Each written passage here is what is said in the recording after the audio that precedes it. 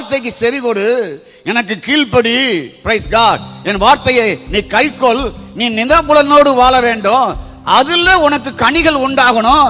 அதற்கு நான் கவனிச்சு அது ஹீல்டு கொடுக்குதா விளையுதாங்கிறதெல்லாம் நான் உனக்கு சப்போர்ட் பண்றேன் அப்படிங்கிறாரு.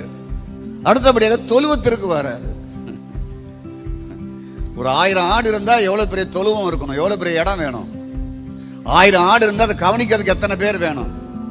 1000 ஆடு மாடு இருந்தா அது எத்தனை லிட்டர் பால் கறக்கும். இரவும் பகலும் என்ன மாதிரி வேலை நடக்கும். என் வார்த்தைக்கு கீழ்ப்படி.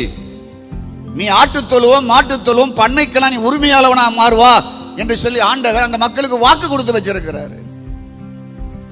ஸ்தோத்திரம். நல்லா கவனிக்கிறீங்களா? கர்த்தருக்கு ஸ்தோத்திரம் உண்டாவதாக. அப்போ மாடு தொழுவத்தை அதுல பெருக்கத்தை உண்டாக்க ஆண்டுடைய கவனம் இருக்கு.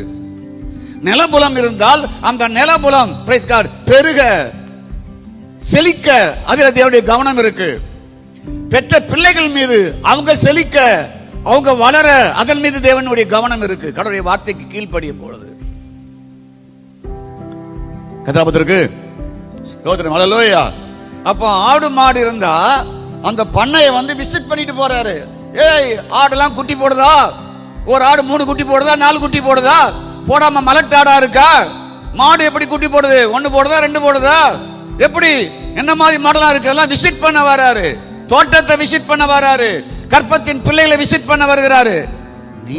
நீங்கள் செய்ய வேண்டியது கர்த்தருடைய வார்த்தைக்கு செவி கொடுத்து அதை கீழ்ப்படிந்து நீ வாழ.